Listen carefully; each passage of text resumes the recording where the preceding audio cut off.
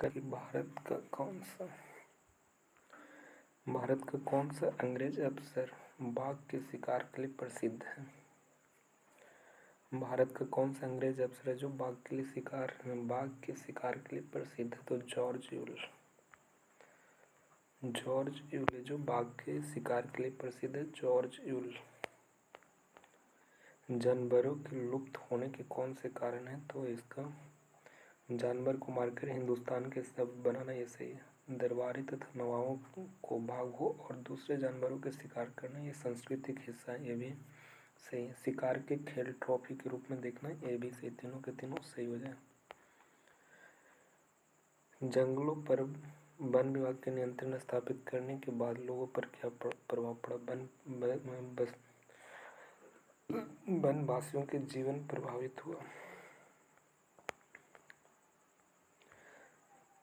किसी समुदाय के लोग अपने व्यापारियों को रबड़ की आपूर्ति के लिए जंगली रबड़ के वृक्ष से लेटेक्स एकत्र प्रारंभ किए थे। किस समुदाय के लोग हैं जो रबड़ की आपूर्ति के लिए जंगली रबड़ वृक्ष से लेटेक्स एकत्र प्रारंभ किया था? तो कौन सा समुदाय था? तो मुन्ने-दुरुक समुदाय। मुन्ने-दुरुक समुदाय क्या किया था? तो रबड़ के पेड़ से लेटेक्स को जमा किया था।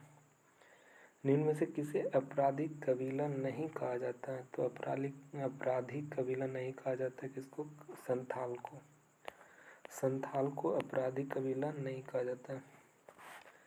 संथाल परगना में ब्रिटिश शासन के विरुद्ध करने वाले वन समुदाय के नेता कौन थे? तो सिद्धू थे। संथाल परगना में ब्रिटिश शासन के विरुद्ध करने वाले वन समुदाय के नेता कौन थे? तो ये सिद्धू थे। ठीक है, सिद्धू थे। निम्न में से भारत में वन समुदाय के खिलाफ बगावत करने वाले वन समुदाय के नायक नहीं थे? तो RS राजू था। भारत में वन समुदाय के खिलाफ बगावत करने वाले वन समुदाय के नायक नहीं था? तो RS राजू। ये सिंधु, बिरसा और कान। भारत में वन समुदाय के खिलाफ बगावत करने वाले अन्य समुदाय के नायक नहीं था। तो नायक नहीं था तो राजा एस राजू नहीं था। बाकी सिंधु, बिरसा मुंडा और कानू ये सब था। बस्तर छत्तीसगढ़ के सबसे दक्षिण छोर पर स्थित किन राज्यों की सीमाओं से नहीं लगा हुआ क्षेत्र है? तो बस्तर छत्तीसगढ़ में, तो ये छत्तीसगढ़, उड़ीसा, आंध्र प्रदेश और महाराष्ट्र है।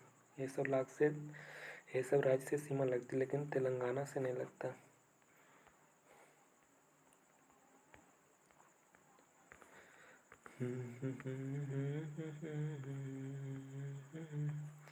बस्तर में ब्रिटिश शासन के विरोध विद्रोह का नेता कौन था? तो गुंडा ध्रुव था। बस्तर में जो ब्रिटिश शासन का विरुद्ध विद्रोह के नेता कौन था? तो गुंडा ध्रुव। निम्न में से इंडोनेशिया के किस द्वीप को चावल उत्पादक के रूप में जाना जाता है? तो जावा को। जावा द्वीप है जो चावल उत्पादक के द्वीप के रूप में जाना जाता है। निम्न में से कौन सा क्षेत्र है जो डचों ने वन प्रबंधन की शुरुआत की थी? तो वन प्रबंधन की शुरुआत किया था जावा का क्षेत्र में। इंडोनेशिया के जावा के क्षेत्र में वन प्रबंधन का शुरुआत किया गया था। कह रहा है कि जावा का कौन सा समुदाय है जो वन काटने में कुशल थे? तो कलंग था जो वन काटने में कुशल थे। ये जावा का समुदाय था कलंग। डचों द्वारा वनों पर नियंत्रण स्थापित करने के दौरान कलांगों ने डचों के किलों पर कब आक्रमण किया था? कलांगों ने डचों के किलों पर कब अटैक किया था? तो 1770 ईस्वी में। डचों द्वारा वन पर नियंत्रण स्थापित करने के लिए कलांगों ने डचों के किलों पर आक्रमण किया था 1770 ईस्वी में। कब डचों ने किलों पर अटैक किया था? 1770।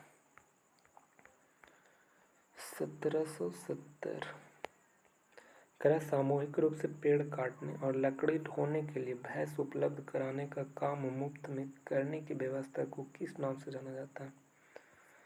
तो सामूहिक रूप से पेड़ काटने और लकड़ी ढोने के लिए भैंस उपलब्ध कराने का काम मुफ्त करने की व्यवस्था को किस नाम से जानते हैं? तो ब्लैंडिए एस्टेन के नाम से जाना जाता है। ब्लैंडाग डी एस्टेन, जो सामूहिक रूप से पेड़ काटते हैं और लकड़ियों के ढोते हैं, भैंस उपलब्ध कराने का मुफ्त में काम करने की व्यवस्था को किस नाम से जानते हैं? तो ब्लेंडा डी एस्टेन, ब्लेंडाग डी एस्टेन। कह कि इंडोनेशिया के जावा पर जापानियों के कब्जे के ठीक पहले किसने भस्म कर भागो नीति अपनाया था? तो जापानियों ने कब्जा के ठीक पहले कौन इंडोनेशिया पर भस्म कर भागो नीति अपनाया था? तो ये डच के द्वारा, किसके द्वारा? डच के द्वारा अपनाया था।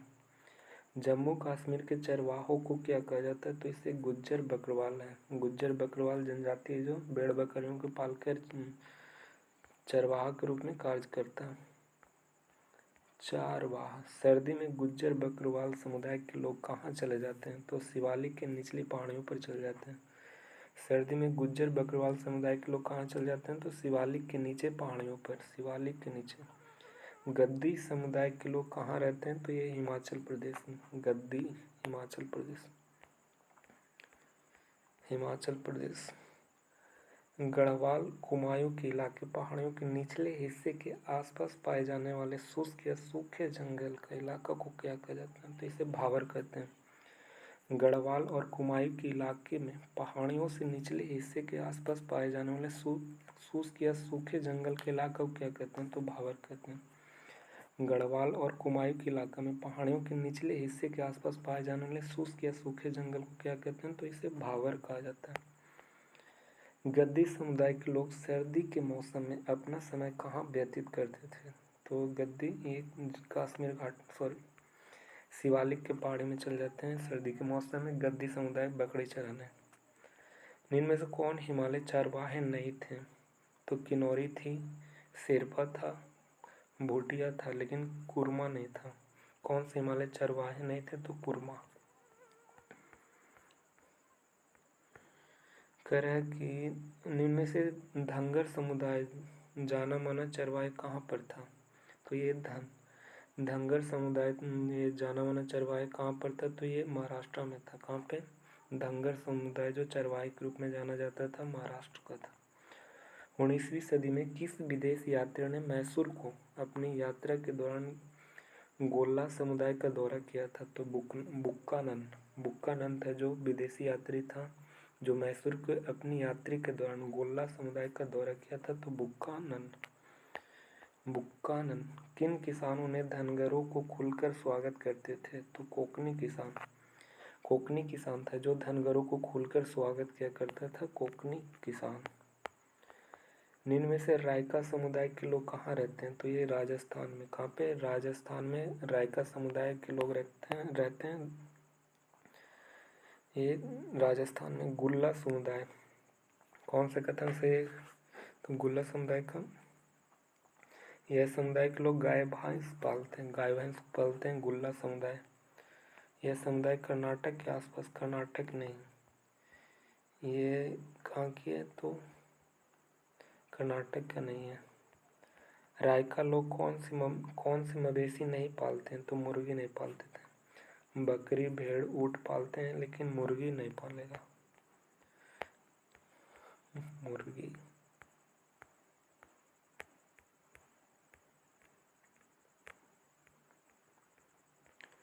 करण निम्न में से औपनिवेशिक सरकार ने अपराधी जनजाति अधिनियम कब पारित किया था? औपनिवेशिक सरकार ने अपराधी जनजाति अधिनियम कब पारित किया था? तो 1871 में। अपराधी जनजाति अधिनियम पारित किया था 1871, 1871 में।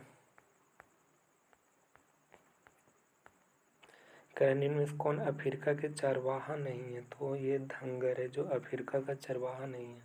मसाई, बुरान, सोमाली है। मसाई भी है, बुरान भी है, सोमाली भी है, लेकिन धंगर नहीं है। तुर्काना, अबुद्दींस, बरेबर्स, मसाई, सोमाली, बुरान, तुरान का ये अफ्रीका की है। धनगर इंडिया की है। उत्तरी कीनिया से तंजानिया के घास के मैदान को किस नाम से जाना जाता है? तो उत्तरी केनिया से तंजानिया तक मसाई लैंड के नाम से जाना जाता है। मसाई लैंड। उत्तरी केनिया से तंजानिया के घास के मैदान को मसाई लैंड कहा जाता है, मसाई लैंड। नेक्स्ट कह रहा है कि तानिका के संदर्भ में कौन से कथन सत्य हैं? प्रथम विश्व युद्ध तांगनिका 1919 में ब्रिटेन ने अपने नियंत्रण में ले लिया था। 1919 में तांगनिका को अपने नियंत्रण में लिया था ब्रिटेन। तांगनिका को 1961 में ब्रिटेन से आज़ादी मिली थी, तो ये भी सही है। 1961 में कि तांगनिका को आज़ादी मिली थी ब्रिटेन से। 1964 में जंजीबार में विलय के बाद तंजानिया का नया नाम रखा गया। जंजीबार में विलय के बाद 1964 में किया गया तंजानिया का नया नामकरण किया गया था, ये सही है। ब्रिटिश केन्या और जर्मन तंगनाक्या के बीच में अंतर्राष्ट्रीय सीमा खींचकर मसाई लैंड 2 बराबर हिस्सों में कब बांटा गया था? तो ब्रिटिश केन्या और जर्मन तंगनिका के बीच में मसाई लैंड को 2 भागों में बांटा गया था 1885 ईस्वी में। कब? 1885 ईस्वी में मसाई लैंड को 2 भागों में बांटा था। सांबरू नेशनल पार्क कहाँ पे स्थित है? तो केन्या में। सांबरू नेशनल पार्क ये कहाँ पे स्थित है? केन्या में स्थित है। निम्न में से सेरेंगेटी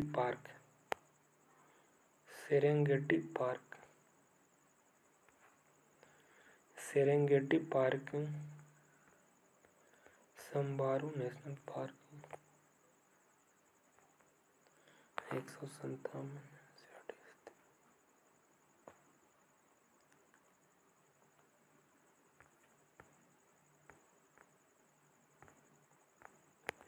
क्या है? सेरेंगेटी पार्क कहाँ पे स्थित है? तो तंजानिया में स्थित है सेरेंगेटी पार्क। अफ्रीका का कौन सा नेशनल पार्क है जो सूखे और भोजन की सर्वाधिक कमी से ग्रस्त है? तो ओम्बोसेली नेशनल पार्क है जो अफ्रीका का है, जो सूखे और भोजन से सर्वाधिक कमी से ग्रसित है। अम्बोसेली नेशनल पार्क कहाँ की? अफ्रीका की। निम्न में से काओलैंड चरवाहा कहाँ का निवास करते थे? काओलैंड चरवाहा कहाँ के निवास करते हैं? तो नामीबिया के काओलैंड चरवाहा, नामीबिया। करा कि मसाई समाज में सामाजिक परिवर्तन कौन थे? तो वरिष्ठ जनों और योद्धाओं के बीच में उम्र के आधार पर परंपरागत फर्क पूरी तरह से खत्म भले न हुआ, पर बुरी तरह से अस्त व्यस्त जरूर हो गया। अमीर और गरीब देहाती लोगों के बीच एक नया भेदभाव पैदा हो गया। तो ये और भी दोनों सही होगा।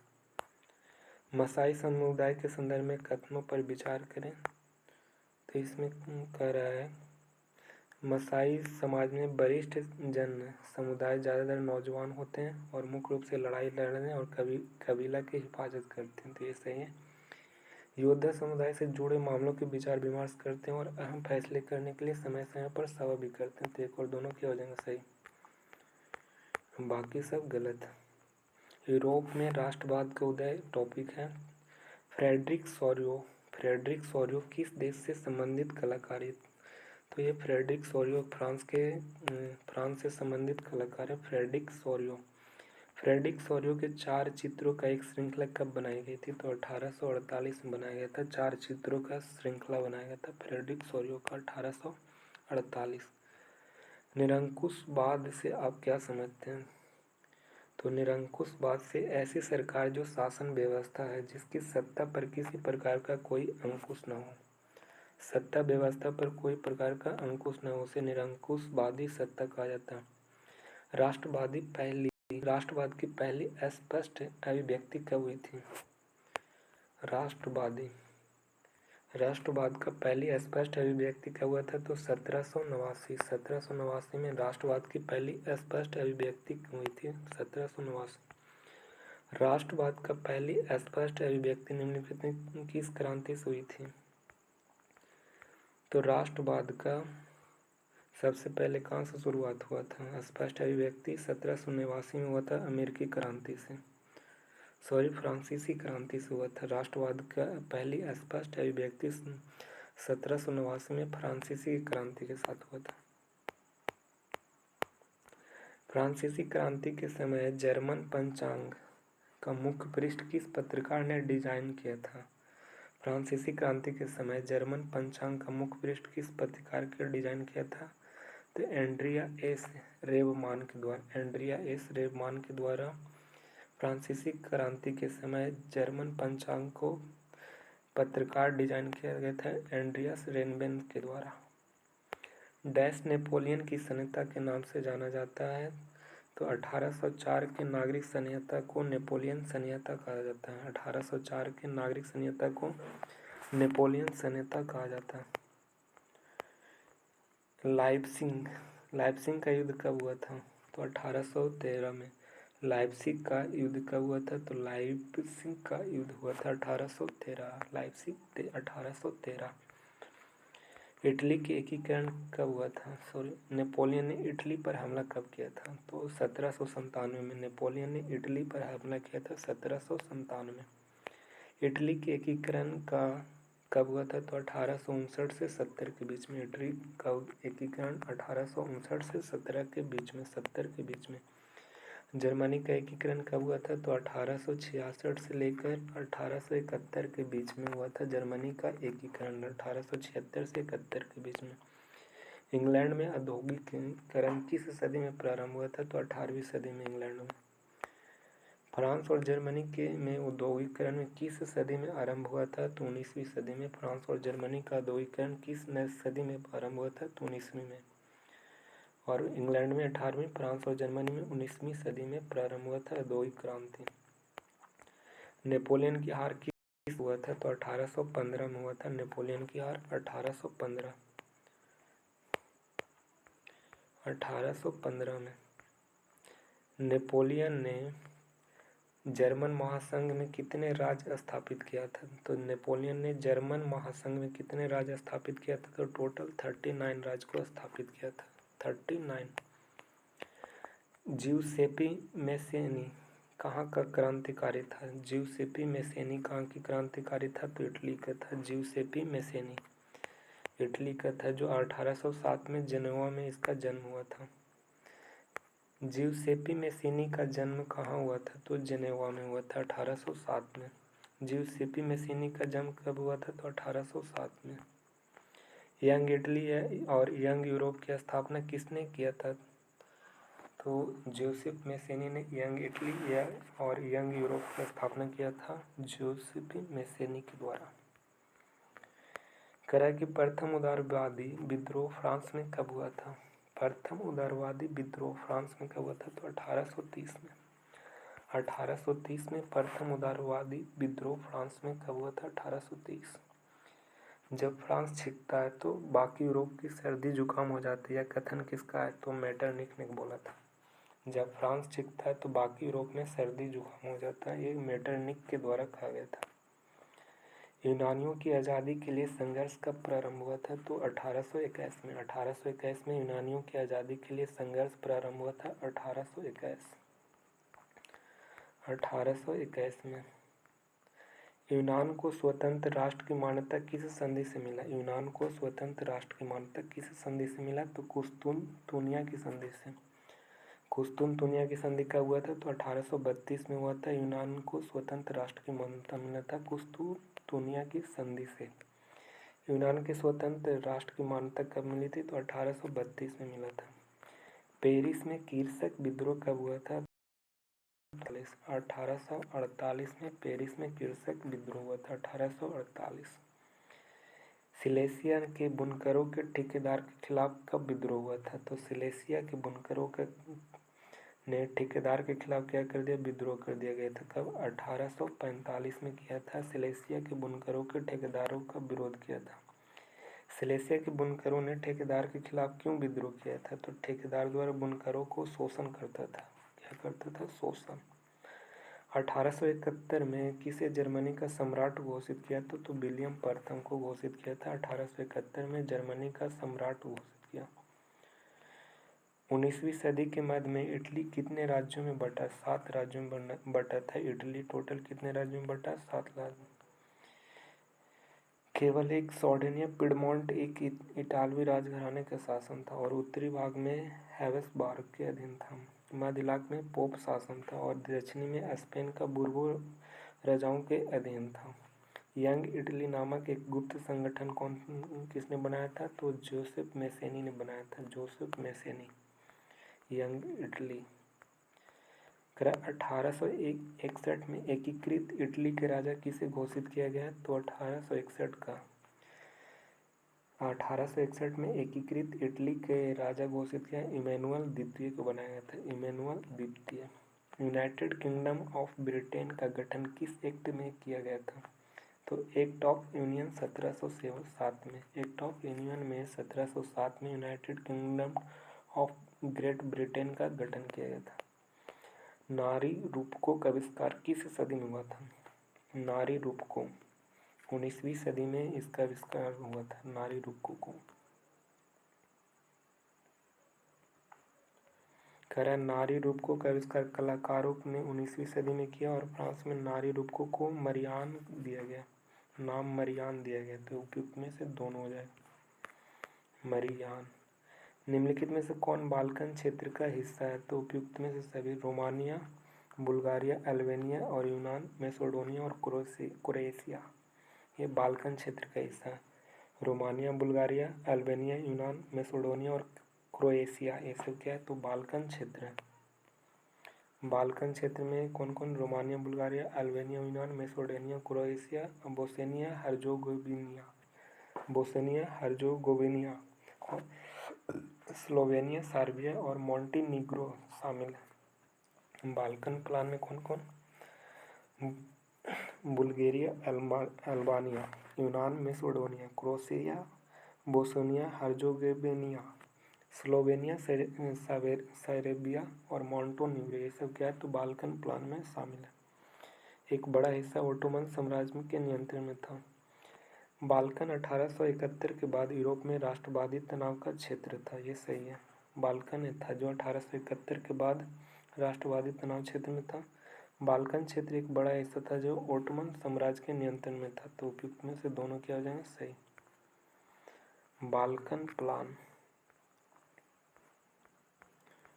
आगे चल जल्दी। करें 1921 की जनगणना के अनुसार दुर्भिक्ष और महामारी के कारण कितने लोग मारे गए थे 1921 के जनगणना के दौरान? तो 120 से 130 लाख मारे गए थे। 1921 के जनगणना के अनुसार दुर्भिक्ष यानी भूखमरी और महामारी के कारण कितने लोग मारे गए थे? 120 से 30। 1921 के जनगणना के अनुसार। महात्मा गांधी किस वर्ष दक्षिण अफ्रीका में लौटे थे? तो 1915। कितना वर्ष की एज में? 46 वर्ष की एज में। भारत आने के बाद महात्मा गांधी जी का आंदोलन कौन सा था? तो चंपारण सत्याग्रह था 1917 में। चंपारण सत्याग्रह किस वर्ष हुआ था? 1917। हुआ था तो 1918 में हुआ था, खेड़ा। रॉलेट एक्ट सत्याग्रह किस वर्ष और किसके द्वारा शुरू किया गया था? तो 1919 में महात्मा गांधी जी के द्वारा। Rowlatt act. जलियांवाला हत्याकांड कब हुआ था? 13 अप्रैल 1919 को। 13 जलियांवाला बाग कहाँ स्थित है? तो ये अमृतसर पंजाब में स्थित है। जलियांवाला बाग हत्याकांड के बाद किस आंदोलन को गांधी जी द्वारा आह्वान किया गया था? तो असहयोग आंदोलन। जलियांवाला बाग हत्याकांड के बाद किस आंदोलन को गांधी जी द्वारा आह्वान किया गया था? असहयोग आंदोलन। खलीफा के तत्कालीन शक्तियों की रक्षा के लिए खिलाफत समिति का गठन कब किया गया था? तो 1919 में। खलीफा के तत्कालीन शक्तियों की रक्षा के लिए खिलाफत समिति का गठन कब किया गया था? तो 1919 में। खलीफा के तत्कालीन शक्तियों की रक्षा के लिए खिलाफत समिति का गठन कहाँ किया गया था? तो मुंबई में किया गया था खिलाफत का।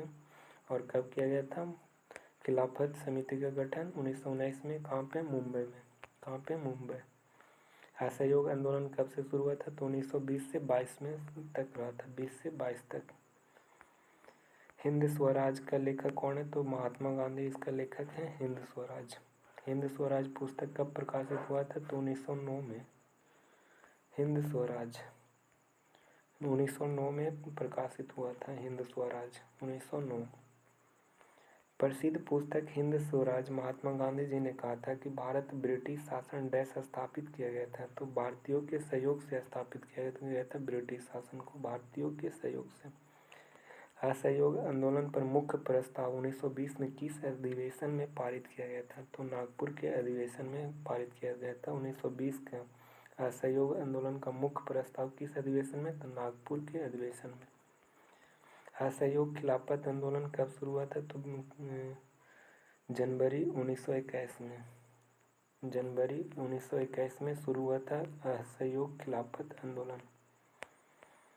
जनवरी 1921। अवध में किसानों का नेतृत्व किसने किया था? तो बाबा रामचंद्र ने। अवध में किसानों का नेतृत्व बाबा रामचंद्र के द्वारा किया गया था। अवध किसान सभा का गठन किसके नेतृत्व में तो किया गया था? तो जवाहरलाल नेहरू और बाबा रामचंद्र दोनों के द्वारा। जवाहरलाल नेहरू, बाबा रामचंद्र।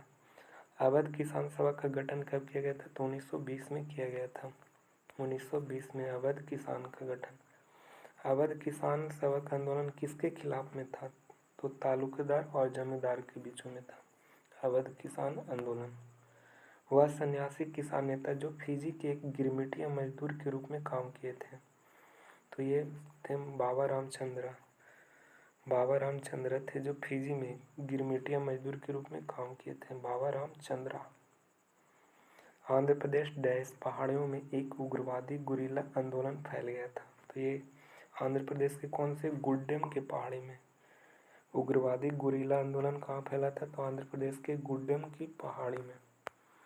उग्रवादी गुरिल्ला आंदोलन कब शुरू हुआ था? तो 1920 में हुआ था। उग्रवादी गुरिल्ला आंदोलन शुरू कब हुआ था? तो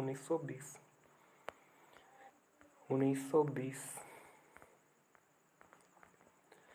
उग्रवादी गुरिल्ला आंदोलन किसके नेतृत्व में हुआ था? तो अल्लारू सीतारामा राजू के बीच में। उग्रवादी गुरिल्ला आंदोलन का नेतृत्व हुआ था किसके? अल्लाराजू सीतारामा राजू के द्वारा उग्रवादी गुरिल्ला आंदोलन शुरुआत किया गया था। अल्लूरी सीतारामा राजू को फांसी कब दिया गया था? तो 1924 में दिया गया था। अल्लारू सीताराम राजू को फांसी दिया गया था 1924। अल्लारू सीताराम राजू भारत के डैश राज्य के एक आदिवासी स्वतंत्रता सेनानी थे। तो ये कहाँ के थे? तो आंध्र प्रदेश के थे। आंध्र प्रदेश के थे। किस एक्ट के तहत काम करने वाले असम के मजदूरों के बिना इजाज़त बागान से बाहर जाने की छूट नहीं थी? तो इनलैंड इमिग्रेशन एक्ट के तहत। किस एक्ट के तहत काम करने वाले असम के मजदूरों को बिना इजाज़त के बागान से बाहर जाने की छूट नहीं थी? तो किस एक्ट के तहत? इनलैंड इमिग्रेशन एक्ट के तहत। ये 1859 में ब्रिटिश के द्वारा लाया गया था inland immigration act. Chaura Chauri कांड किस वर्ष हुआ था? तो ये हुआ था 1922 में। चौरा चौरी कांड 1922 में हुआ था गोरखपुर में। चौरा चौरी किस घटना के बाद महात्मा गांधी जी ने असहयोग आंदोलन रोकने का घटना? चौरा चौरी कांड के घटना के बाद असहयोग आंदोलन महात्मा गांधी ने रोकने का निर्णय लिया था। असहयोग आंदोलन कब वापस लेने का फैसला लिया? तो फरवरी 1922 में वापस ले लिए असहयोग आंदोलन कब? फरवरी 1922 में। स्वराज पार्टी का गठन कौन किया था? मोतीलाल नेहरू और CR दास के द्वारा। स्वराज पार्टी का गठन CR दास और मोतीलाल नेहरू के द्वारा किया गया था। लाला लाजपत राय की मृत्यु की निम्नलिखित में से किस घटना से? साइमन कमीशन से हुआ था, लाठीचार्ज से। साइमन कमीशन कब आया था? तो बना तो 27 में लेकिन आया 1928 में। साइमन कमीशन के विरोध को शांत करने के लिए किस वायसराय ने डोमिनियन एस्टेट लाया था? तो लॉर्ड इरविन ने डोमिनियन एस्टेट लाया था। साइमन कमीशन को शांत करने के लिए डोमिनियन एस्टेट लाया था लॉर्ड इरविन के द्वारा। लॉर्ड इरविन के द्वारा लाया गया था। साइमन कमीशन भारत लाने का मुख्य उद्देश्य था संवैधानिक सुधार में प्रश्न पर विचार करना। इसका उद्देश्य क्या था? तो प्रश्न पर विचार करना। साइमन कमीशन गठन किसके कार्यकाल में हुआ था? तो लॉर्ड इरविन में। यही डोमिनियन एस्टेट लाया था लॉर्ड इरविन। पूर्ण स्वराज की मांग किस कांग्रेस के अधिवेशन में किया गया था? तो लाहौर के अधिवेशन में पूर्ण स्वराज की मांग किया गया था, जो 1929 में पंडित जवाहरलाल नेहरू की अध्यक्षता में लाहौर अधिवेशन हुआ था, जिसमें पूर्ण स्वराज को औपचारिक रूप से मांग किए थे। तो इसमें से चुनना है गलत कथन को। तो कांग्रेस के कराची अधिवेशन में पूर्ण स्वराज की मांग किया गया था। कराची में पूर्ण स्वराज तो मांगा गया था, औपचारिक रूप से मांगा, लेकिन पूर्ण स्वराज कराची अधिवेशन में मांगा गया था। ये क्या है? तो सही है। कराची नहीं, लाहौर अधिवेशन में था, ठीक ना। कांग्रेस के लाहौर अधिवेशन 1930 में हुआ था, तो ये भी गलत है। महात्मा गांधी लाहौर अधिवेशन की अध्यक्षता किए थे, ये भी गलत है। लाहौर अधिवेशन 26 जनवरी, सब के सब गलत है।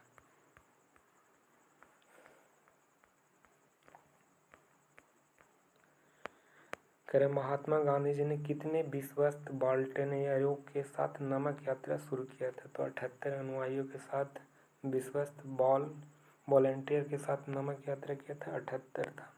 महात्मा गांधी द्वारा प्रसिद्ध नमक यात्रा कहाँ से प्रारंभ किया गया था? साबरमती आश्रम से, साबरमती आश्रम से। 1930 में महात्मा गांधी ने सविनय आंदोलन कहाँ से शुरू किया था? तो दांडी से। सविनय अवज्ञा आंदोलन दांडी से शुरू किया गया था। गांधी इरविन समझौता कब हुआ था? 1931 में। भारत में राष्ट्रीय कांग्रेस ने निम्नलिखित में से किस गोलमेज सम्मेलन में भाग नहीं लिया था? तो इसमें पहला दूसरा लिया था, लेकिन इसमें भाग नहीं लिया था। तो इसमें पहला में नहीं लिया था, कांग्रेस भाग नहीं लिया था, पहला में नहीं लिया था। दूसरा में गांधी जी भाग लिए थे, तीसरा में नहीं लिए थे। पहला गोलमेज सम्मेलन में कांग्रेस का बहिष्कार कर चुकी थी, इसके बदले भाग नहीं लिया था। किस गोलमेज सम्मेलन में भाग लेने के लिए महात्मा गांधी लंदन गए थे? तो दूसरा में। कांग्रेस पहला में भाग नहीं लिया था। महात्मा गांधी दूसरे सम्मेलन के भाग लेने के लिए लंदन कब गए थे? तो 1931 में गए थे। पहला गोलमेज सम्मेलन 1930, दूसरा 1931, तीसरा 32 में। हिंदुस्तान सोशलिस्ट रिपब्लिक आर्मी की स्थापना कब किया गया था? तो 1928 में। कहाँ किया गया था? तो न्यू दिल्ली में किया गया था। किसके द्वारा? भगत सिंह के द्वारा किया गया था। हिंदुस्तान सोशलिस्ट रिपब्लिक आर्मी की स्थापना कहाँ हुई थी? तो दिल्ली में, फिरोज साहब कोटला के मैदान में दिल्ली में हुआ था। भगत सिंह और बटुकेश्वर दत्त ने लेजिस्लेटिव असेंबली में बम कब फेंका था? तो 1929 को फेंका था। 1929 में। भगत सिंह कितने वर्ष की उम्र में? तो 23 वर्ष की उम्र में फांसी चढ़ गए थे। तो मिलान करना है तो मिलाओ। बाबा रामचंद्रा उत्तर प्रदेश के किसान संगठित करते थे। तो 1918 से 19 के बीच में बाबा रामचंद्रा के द्वारा किसान को संगठित किए थे, 1918 से 1900। अम्बेडकर दलित वर्ग एसोसिएशन 1930 में स्थापना हुआ था। अम्बेडकर दलित वर्ग एसोसिएशन की स्थापना 1930। और सविनय अवज्ञा आंदोलन वापस लिया गया था, तो 1932 में लिया गया था। सविनय अवज्ञा आंदोलन पुनः प्रारंभ हुआ था कब? तो 1931 में। ये साला गलती है ऑप्शन डी के एक ये वाला सही है ना? तो फिर से मिलाओ। कह रहा है कि बाबा रामचंद्र उत्तर प्रदेश के किसान सभा को संगठित किया था, तो 1918 से 19 के बीच में। अम्बेडकर दलित वर्ग एसोसिएशन की स्थापना 1930 में, ठीक है। सविनय अवज्ञा आंदोलन वापस लिया गया था कब? तो 1931 में लिया गया था वापस। सविनय अवज्ञा आंदोलन पुनः प्रारंभ हुआ था कब? 1932 में। 31 में वापस लिया गया था, पुनः आरंभ किया गया था 32 में। दूसरा गोलमेज सम्मेलन 1931 में। तो अम्बेडकर दलित एसोसिएशन की स्थापना 1930 में। सविनय अवज्ञा आंदोलन वापस लिया गया था 1931 में, पुनः प्रारंभ किया 32 में। द्वितीय गोलमेज 1931। चलो आगे।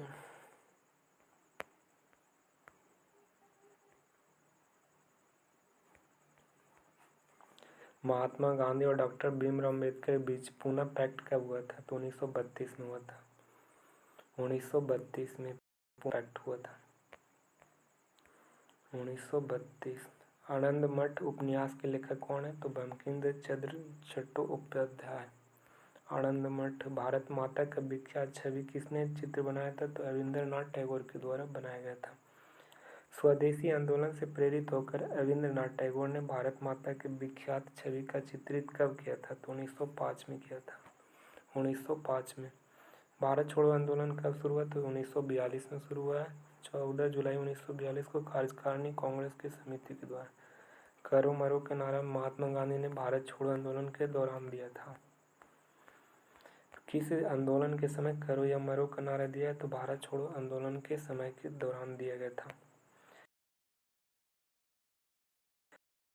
व्यापारिक और सांस्कृतिक संपर्क स्थापित करने वाला मार्ग कौन से था? तो सिल्क मार्ग था, जो विभिन्न देशों के बीच व्यापारिक और सांस्कृतिक संपर्क स्थापित करने के लिए था।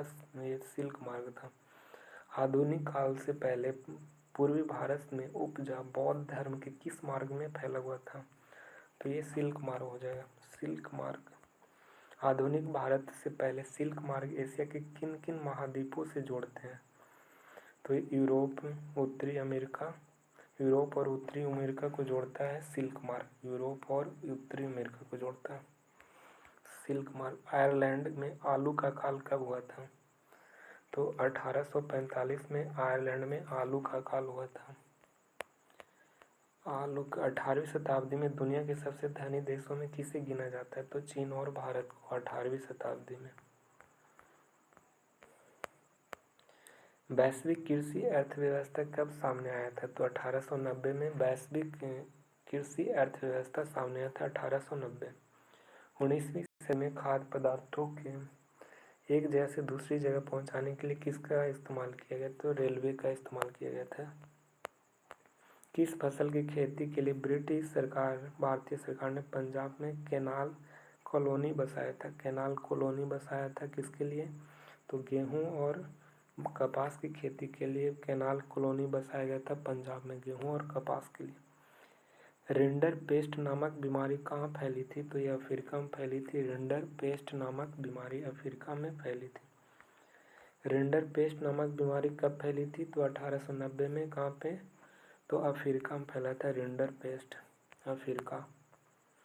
1890 में अफ्रीका में फैलने वाले रिंडर पेस्ट का नाम या मवेशियों की विशेष करके भैंस का एक तीव्र विषाणु था रिंडर पेस्ट, जो भैंस में फैलती थी।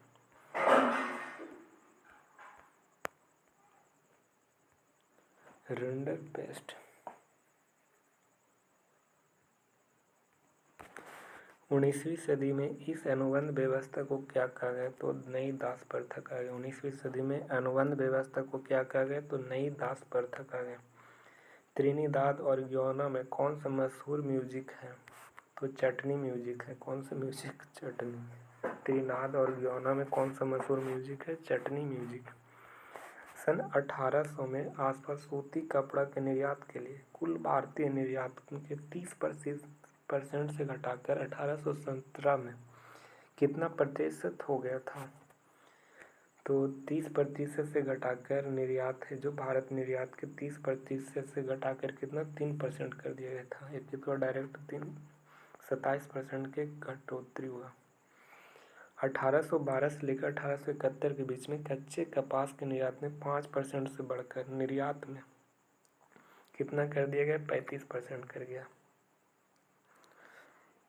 कपास में 1800 से 12 से 71 के बीच में डायरेक्ट 30% का इजाफा।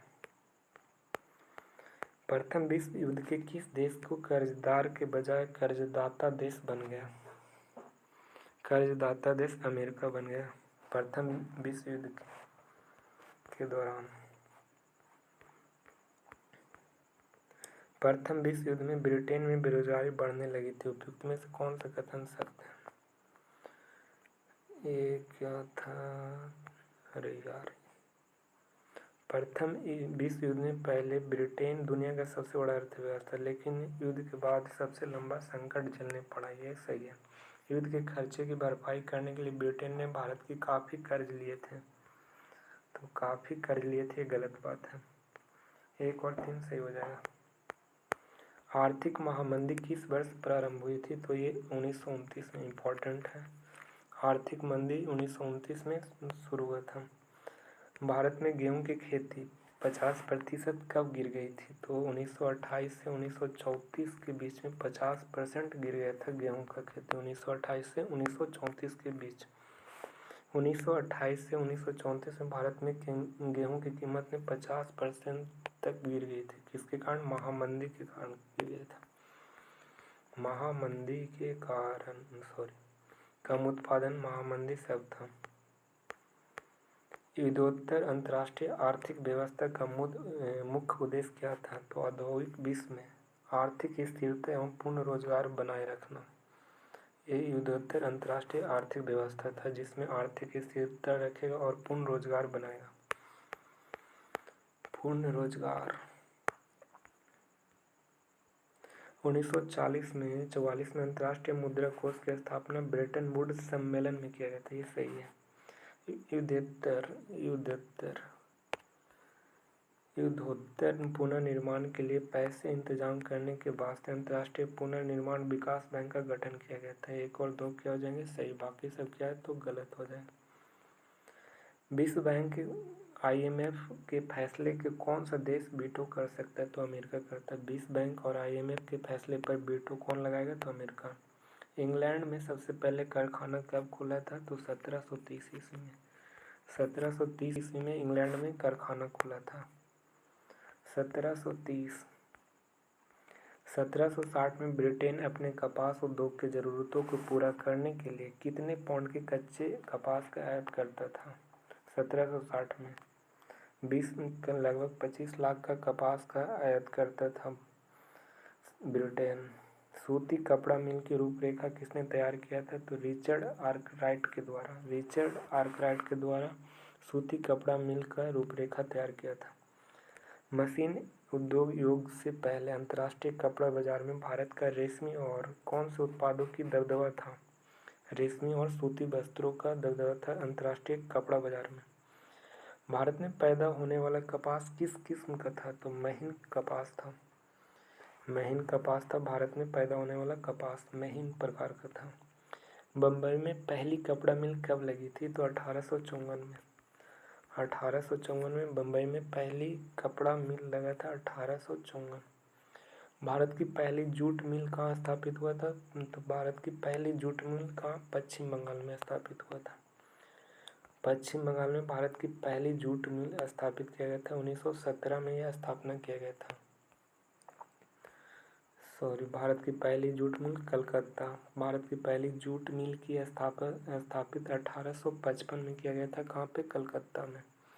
और दूसरी 7 साल बाद 1862 में चालू किया गया था, कानपुर में खोला गया था। 1860 के दशक में एल्गिन मिल कहाँ स्थापित हुआ था? कानपुर में। पहला कोलकाता में 1855 में, 1860 में कानपुर में। अहमदाबाद मिल की पहली कपड़ा मिल कब शुरू किया गया था? तो 1861 में। 55 कोलकाता, 60 कानपुर और 61 में अहमदाबाद में पहली कपड़ा मिल का शुरू किया गया था।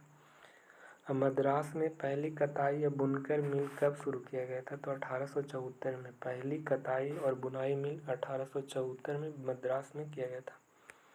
1917 के कलकत्ता में जूट मिल किसके द्वारा स्थापित किया गया था? तो सेठ हुकुम चंद के द्वारा कलकत्ता में 1917 में पहली जूट मिल का स्थापना किया गया था। किसके द्वारा? हुकुम चंद के द्वारा।